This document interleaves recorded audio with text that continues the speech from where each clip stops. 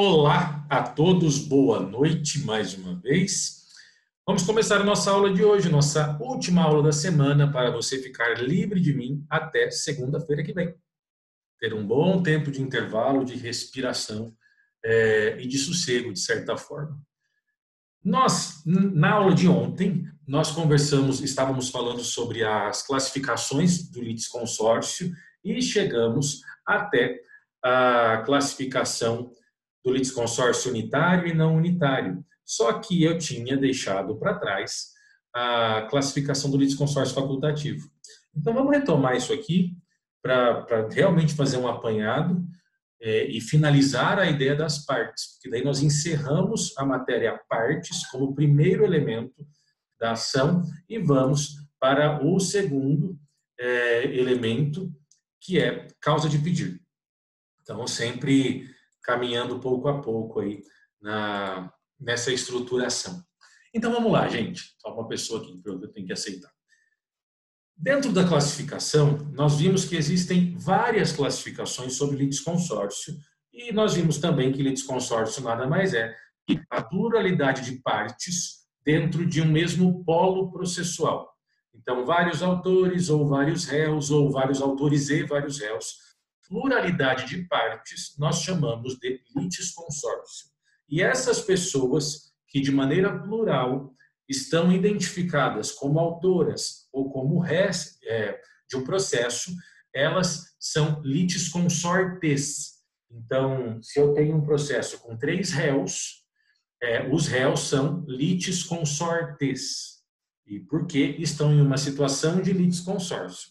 Bem tranquilo. Nós vimos uma classificação, que é a classificação quanto à natureza do vínculo entre as partes.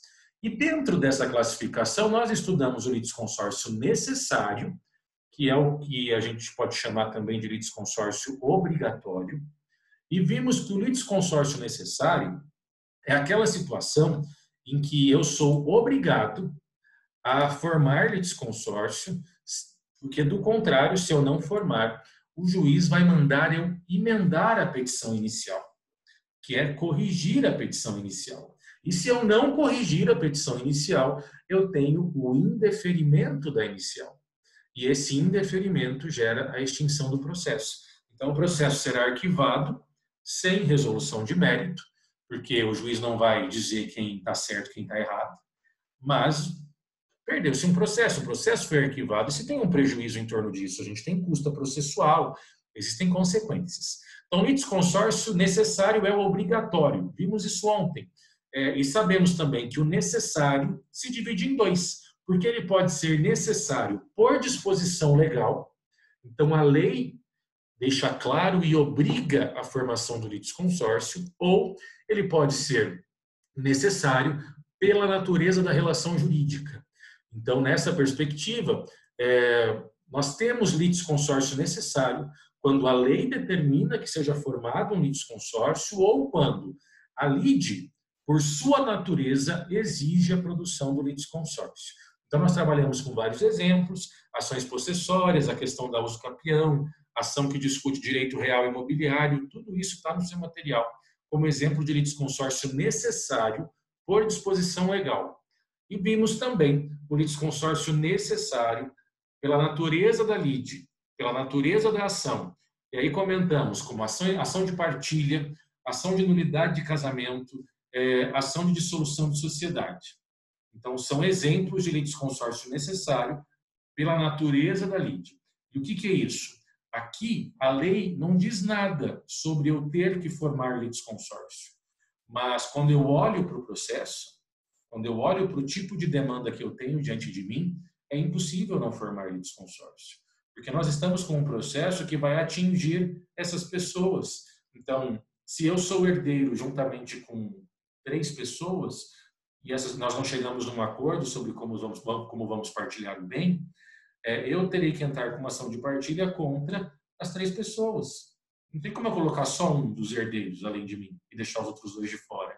Ou se nós 4 concordamos com a divisão, nós 4 entramos com o que a gente chama de arrolamento sumário, que é uma forma de partilha consensual. Temos litisconsórcio ativo. Então, o tipo de lide indica essa necessidade de produzir litisconsórcio. Na nulidade de casamento, é a mesma coisa. Se eu tenho o Ministério Público ingressando com uma ação de nulidade de casamento, ele vai ingressar contra os cônjuges.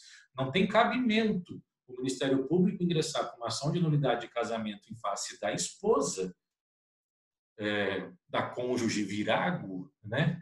E deixar o cônjuge varão de fora. Isso não tem cabimento, porque se assim for e assim continuar, aí o juiz reconhece a nulidade de casamento, aí o casamento é nulo para a mulher e para o marido tá válido o casamento. Ele continua casado com quem? Sei lá, uma entidade, com qualquer coisa que possa ser identificada. Então não tem o menor cabimento esse tipo de coisa. Isso é o necessário em razão da natureza da causa. E também vimos a circunstância da ação de dissolução de sociedade, que acontece quando um dos sócios ou vários sócios não desejam mais permanecer no quadro societário de determinada empresa, de determinada pessoa jurídica, sendo que essa retirada do quadro societário não está sendo muito tranquila. Então, ela precisará ser feita por meio de uma ação judicial. E aí, nessa circunstância, nós teremos a ação de dissolução de sociedade. E como que isso vai funcionar? Na ação de dissolução de sociedade, ela obrigatoriamente tem que ser proposta em face dos outros sócios. Não tem como eu propor só em relação a um sócio. Muito cuidado, pessoal, em fazer algumas associações que possam te levar ao engano. Então, por exemplo, não dá para você achar que em uma ação de partilha sempre vai ter litisconsórcio necessário em razão da natureza. Ou que em uma ação de dissolução de sociedade sempre vai ser litisconsórcio necessário em razão da natureza. E, inclusive, não dá para concluir que em uma ação de nulidade de casamento sempre haverá litisconsórcio necessário pela natureza da lide. Ah, professor, como assim? Ora, se eu tenho uma ação de partilha em que só existem dois herdeiros, não vai ter litisconsórcio. A gente tem que entender que nessas ações só haverá litisconsórcio necessário pela natureza da lide se houver litisconsórcio. Então, nós temos uma primeira necessidade. E a primeira necessidade é existir um litisconsórcio. Porque se for uma demanda simples, onde eu tenho um autor e um réu, eu não tenho litisconsórcio e, consequentemente, não terei necessário pela natureza da lide, porque também não tem o menor sentido. Se é uma ação de nulidade de casamento proposta pela esposa em face do seu marido, porque aí ela descobriu que ela foi enganada e que ele era casado antes de contrair novo casamento, e a esposa entra com ação contra o marido, não tem um litisconsórcio aqui. A esposa, ela é autora, e o marido, réu da ação de nulidade de casamento. E na dissolução de sociedade, se são dois sócios, também não vai ter litisconsórcio, porque vai ser o sócio que quer sair como autor e o outro como réu. Então, temos que tomar cuidado com algumas associações, certo? Aqui, qualquer coisa, você vai me perguntando. Então, faltou nós falarmos, né, dentro desta classificação de litisconsórcio quanto à natureza do vínculo entre as partes, faltou nós comentarmos sobre o litisconsórcio facultativo. E aqui uma primeira dica, pessoal. Nós chamamos de litisconsórcio facultativo porque ele é fruto de uma escolha. Neste caso, a parte ela não é obrigada a formar litisconsórcio, mas ela forma porque ela quis formar. Ela achou que era prudente, era pertinente, era razoável, ela estaria melhor protegida se ela formasse litisconsórcio. Então, o litisconsórcio facultativo é aquele litisconsórcio fruto da escolha da parte. Ela formou o litisconsórcio porque ela podia formar, mas ela poderia não ter formado o litisconsórcio. Vamos pensar em alguns exemplos sobre isso. Lembra quando eu comentei com vocês daquele exemplo do engavetamento? Então, você está saindo da FATES, lá naquele cruzamento, está tendo uma trevada, e aí você se envolve em um acidente que foi produzido com 5 veículos, um batendo no outro. Bom, diante disso, dessa circunstância, identifica-se que supostamente o causador do acidente foi o primeiro carro. E, em razão disso, houve-se uma reação em cadeia, onde o segundo, o terceiro, o quarto e o quinto acabaram se envolvendo no sinistro. E aí? Bom, você, como motorista, por exemplo, do terceiro veículo, pode sair de lá emputecido, contratar um advogado e processar o dono do primeiro veículo. Só você. Agora, você também pode entrar em contato, ou lá no momento mesmo já fazer contato com o segundo carro, com o dono do quarto carro e com o dono do quinto carro e combinar com eles, olha, vamos entrar em conjunto contra o primeiro?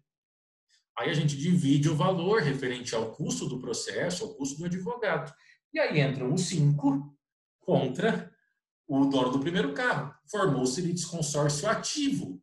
Mas esse litisconsórcio ativo, ele é necessário? O que eu tenho que pensar? Em algum momento, a lei obriga, diante de uma situação dessa, formar litisconsórcio? Não. Além disso, esse tipo de ação, a natureza, uma ação indenizatória, faz com que seja necessário ter litisconsórcio? Também não. Porque cada um dos donos desses outros veículos poderiam ingressar com ações individuais. Mas eles poderiam também ingressar conjuntamente. Isso é litisconsórcio facultativo. Quando a Professor, formação do litisconsórcio é fruto da vontade da parte. É fruto da escolha dela em formar, em produzir litisconsórcio ou não. Bastante tranquilo, né? Vimos um exemplo de litisconsórcio facultativo ativo. Vamos pensar em exemplo de litisconsórcio facultativo passivo. E aqui os exemplos são maiores ainda, as possibilidades são extremamente grandes. professor, Oi, uma pergunta. A diga. partir do momento que nós temos uma ação com litisconsórcio e ela entra numa fase de execução, no caso, tem uma situação de litisconsórcio, o réu é condenado ao pagamento, vamos supor, em dano moral e dano material aos litisconsortes, no caso, autores da ação, Tá, e esse litisconsórcio, ele se torna, então, uma solidariedade, uma relação solidária? tá, vamos lá. Você está falando de litisconsórcio ativo, né? Isso. Então você tem vários autores processando uma pessoa, pleiteando danos morais. Primeira coisa, aqui nós temos um réu que foi, no seu exemplo, condenado a pagar uma indenização por danos morais, e ele pagará essa indenização por danos morais aos autores. Ah, esses autores são credores solidários? Depende. A gente precisa entender que existe uma regra de solidariedade prevista no Código Civil. A solidariedade, ela não se presume. Não existe solidariedade presumida. Ela é sempre expressa. Ou porque a lei prevê solidariedade, ou porque ela está prevista em contrato. Então, não existe presunção de solidariedade. Então, a lei prevê essa possibilidade de solidariedade ou ela está prevista por um contrato, enfim. O que vai acontecer nesse caso, Gustavo? Eu preciso analisar a decisão do juiz. O juiz pode ter fixado na sentença que o réu pagasse aos autores, por exemplo, 20 mil reais. Imaginemos que sejam 2 autores. Se o juiz fixa que o réu deve pagar aos autores 20 mil reais, nesse caso, ambos receberão os 20 mil e eles dividirão esse valor entre eles. Agora, é possível que o juiz faça uma análise pormenorizada, entendendo que o réu deve pagar, por exemplo, 15 para o autor 1 e 5 para o autor 2, resultando em 20 mil de condenação. Isso vai depender sempre do caso concreto. Então, se eu tenho, porventura, uma situação em que os 2 autores sofreram o mesmo prejuízo, aí nós temos essa possibilidade do réu ser condenado a um valor igualitário entre os autores e talvez uma possível solidariedade pensando no valor total. Mas ainda nesse caso, para ser solidário, isso precisaria estar expresso na fala do magistrado. Porque na solidariedade, essa pessoa poderia receber tudo e depois o outro vir cobrar aquele que recebeu e isso ia gerar uma confusão gigantesca. É mais fácil nós vermos a solidariedade no polo passivo, mas eu já vou chegar nesse ponto. Então, nós temos situações em que, só um pouquinho, nós temos situações em que é possível termos uma decisão que divida o valor a ser pago igualmente entre os autores ou uma situação que divida de maneira desigual esses valores. No nosso exemplo, por exemplo, no nosso exemplo do veículo da batida, vamos imaginar que os 4 ingressaram conjuntamente contra o motorista do primeiro veículo, suposto causador do acidente. Praticamente é impossível que a decisão condene o réu a pagar o mesmo valor para todo mundo, considerando dano material também. Porque cada um tem um carro, cada carro tem um custo de conserto, um custo de peça, e tudo isso vai influenciar no valor do dano material. Se tiver dano moral, talvez aí o juiz vai considerar o mesmo valor para todo mundo, se ele considerar. Mas em relação ao dano material, vai ter um valor para cada, de acordo com o veículo, com o valor das peças, com o valor do conserto. Então a gente tem essa situação. Agora, se fosse um litisconsórcio passivo, então eu tenho um autor contra vários réus, a mesma coisa se aplica. Se o juiz condena os réus a pagar ao autor a quantia de 20 mil reais, o que vai acontecer? Se o juiz diz de maneira genérica que os réus devem pagar 20 mil reais, é a critério do autor quem ele vai executar. Ele pode executar os dois, e inclusive pode cobrar 20 mil direto de quem tem mais condição. E depois, esse que tem mais condição que corra atrás do seu prejuízo em relação ao outro réu, que é o que a gente chama de ação de regresso, ação regressiva. Mas também é possível que o juiz identifique que cada réu tenha que pagar uma quantia, de acordo com o ato praticado por cada réu. Então, não me lembro se eu trabalhei com vocês esse exemplo, mas é a seguinte situação, né? Acho que eu comentei isso com vocês em sala de aula. Uma menina que tinha um namorado, ela faz um vídeo e envia para o namorado. Nesse vídeo, ela aparece nua, não aparece o rosto, só um pedaço, mas esse namorado divulga esse vídeo para um monte de gente e depois ela consegue identificar, além desse namorado, mais 2 pessoas que fizeram a divulgação. Ela então ingressou com uma ação de dano moral contra o ex-namorado e essas 2 pessoas, uma antiga amiga dela, que era amiga até então, até ela descobrir que divulgou o vídeo, e um fisioterapeuta da cidade. Nesse caso, o juiz, quando condenou os réus, e houve condenação, ele condenou os réus a pagar 30 mil reais para a autora. O que essa autora poderia fazer? Vai executar a sentença, aí entrando na pergunta do Gustavo. Ela pode executar contra os 3. E normalmente é o que se faz mesmo, coloca os 3 para serem executados, né, nesse procedimento de cumprimento de sentença. Só que ao longo da execução, se eles não pagarem espontaneamente, vai para a busca de patrimônio. E aí, nesse caso, ela poderia verificar, olha, fulano tem mais condição. Então, eu vou receber os 30 mil dele. E aí, depois, ele que se vire para conseguir ter restituído 10 mil do ex-namorado e 10 mil da outra pessoa, por exemplo. Então, neste caso, se o juiz não identifica separadamente o valor de cada um, eu posso cobrar a integralidade do valor devido diante da pessoa que tem mais condição.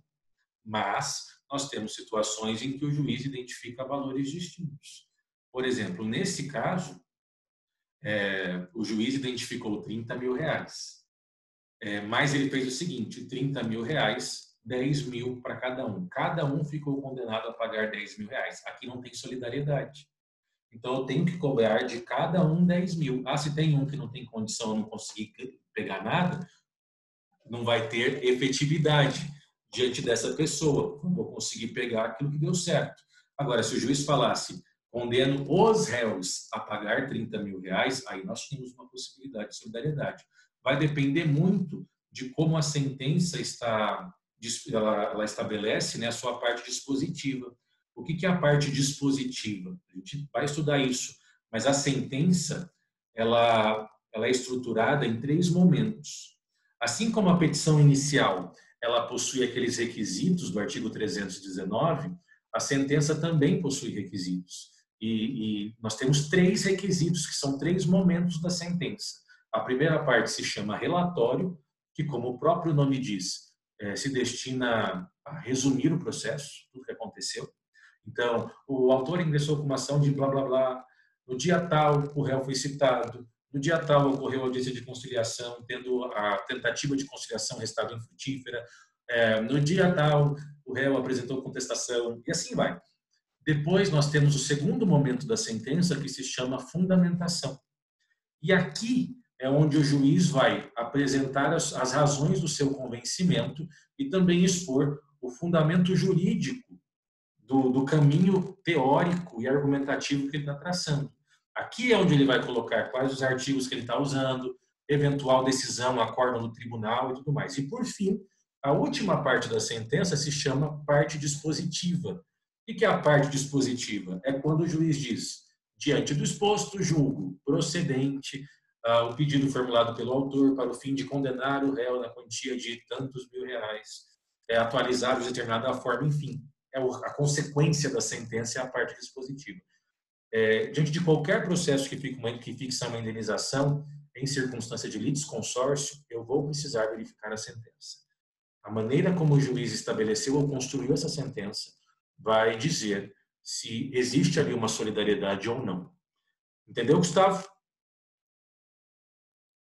Sim, professor, obrigado. De nada. Andrei, o Andrei tinha uma pergunta? Ou eu que me confundi? Tinha sim, professor. Não, era eu Diga. mesmo. Diga. No caso do acidente do carro, pro cliente, por exemplo, do primeiro ou segundo carro que bateu, por exemplo, não é mais compensatório para ele entrar sozinho em questão de valor, caso outras pessoas não entrem e ele pedir um valor maior, ou não? Então, Andrei, vamos lá. Se a gente pensa em dano material, o que vai compor o chamado dano material? O dano material ele é identificado por aquilo que a pessoa efetivamente perdeu, então o seu prejuízo materialmente mensurável, sabe? E aquilo que razoavelmente ela deixou de ganhar. Então, em relação ao dano material, não se tem benefício em formar litisconsórcio ou não, porque vai se apurar o valor do conserto do carro. E aí não tem muito o que demandar. Dependendo do carro que ele tem e do tamanho do acidente, né, o quanto prejudicou o veículo dele, isso acaba indicando qual vai ser o valor do dano material. O que pode ter uma influência é em relação ao dano moral.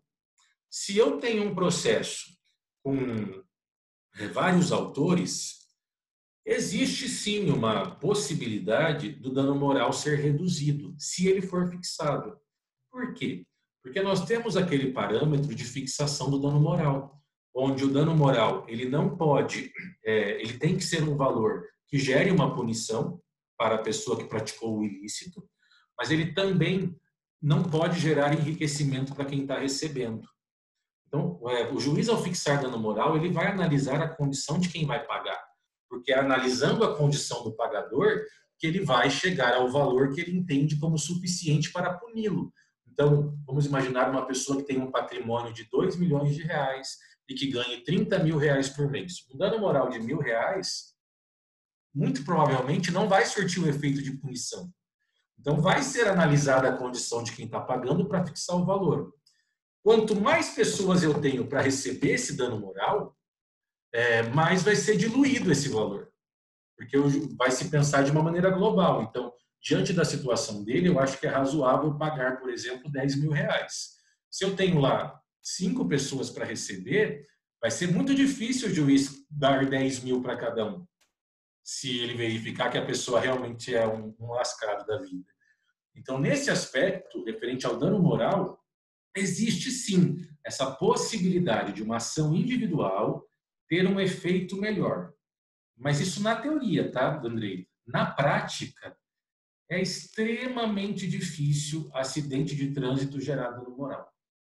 Vai depender muito do caso concreto. Mas existe um argumento muito forte no seguinte sentido, de que a pessoa, quando ela dirige, todos estão sujeitos a se envolver em um acidente. Então, uma batida por si só não gera dano moral, é mero aborrecimento. É claro que a gente precisa analisar o contexto. Se foi, nesse caso, o engavetamento, em que o dono do primeiro carro desceu xingando todo mundo, catou um porrete e foi para cima das pessoas, aí é claro que eu vou ter a figura do dano moral. Mas, do contrário, acaba sendo um pouco complicado. E nesse aspecto, eu até concordo com você. E aí nós temos uma outra situação. Nós temos aqui uma outra situação, também dentro da sua pergunta, Andrei. Que é a seguinte, que nós também vamos precisar considerar. Existem advogados que vão fazer a seguinte reflexão. Se eu ingresso por exemplo, se todos eles procuram o mesmo advogado, e aí o advogado pode fazer a seguinte coisa. Se eu ingresso com uma ação, colocando todos no polo ativo, eu vou ter uma sucumbência. Agora, se eu pego um por um e cada um eu formo uma ação, eu tendo a ter 4 honorários de sucumbência, se for 4 clientes, né? E aí fala assim, o resultado para o cliente é o mesmo. E aí tem-se uma possibilidade de ter um ganho diferenciado. Existem algumas pessoas que caminham nesse sentido. Vai depender muito do que a pessoa deseja. Entendeu, Andrei? Sim, professor. Era isso mesmo que eram minhas dúvidas. Beleza. Diga, Gustavo. Professor, tem uma dúvida no chat do Richard. Sim, já vou ler agora. Vamos lá. Então, o dano moral é relacionado com o custo de vida do cidadão? Não. Não existe nenhuma previsão legal que atrele o dano moral ao custo de vida do cidadão. O que eu estou dizendo é que o dano moral ele é fixado a partir de 2 parâmetros. É isso que a doutrina e a jurisprudência reconhecem, que é um valor que seja suficiente para gerar uma punição para quem praticou o dano, para quem causou o dano, e também um valor que não gere enriquecimento para quem está recebendo. O que a gente precisa entender, Richard, é que na prática, a realidade de vida do indivíduo que vai pagar vai influenciar no valor fixado a título de dano moral. Então, isso acaba sendo comum, mas não que esse seja o parâmetro principal ou que essa seja a relação básica que é pensada. A relação é gerar punição e não gerar enriquecimento, mas se considera isso. Então, um exemplo que a gente vê na prática. Se, por exemplo, o Banco Bradesco faz uma negativação indevida, coloca uma pessoa no Serasa e a pessoa não deve, normalmente não se tem muito receio de condenar o Banco Bradesco a pagar. E, infelizmente, as indenizações por dano moral no Brasil são ridículas, são extremamente baixas. Porque hoje se fixa R$9.000 por uma negativação indevida, quando se chega a esse valor? O que é R$9.000 para o Bradesco? Convenhamos. Agora, se é uma lojinha familiar em que a pessoa cometeu um erro e acabou protestando o nome do cliente, e a pessoa faz aquela venda de casa em casa com uma sacola, o juiz não vai fixar 8.000 nesse caso, porque ele também precisa pensar no resultado do processo, sabe? Fixar R$8.000 para uma pessoa que não tem ideia do que é esse valor na conta, porque ganha muito menos do que isso, ter uma sentença que nunca vai ser efetivada. Então, por isso eu comentei que essa realidade de vida do indivíduo vai influenciar no valor, isso é fato. Mas não que vai ser o elemento principal. Entendeu, Richard? Beleza. Entenderam o facultativo? Entenderam o litisconsórcio facultativo? Tem mais um ponto que nós precisamos pensar quando nós falamos de litisconsórcio facultativo, mas não vai dar tempo. Então, a gente encerra agora, voltamos daqui a pouco com um novo link que eu já encaminho para vocês, para a gente retomar, finalizar essa questão do facultativo e já seguir o nosso conteúdo. Até daqui a pouco, gente.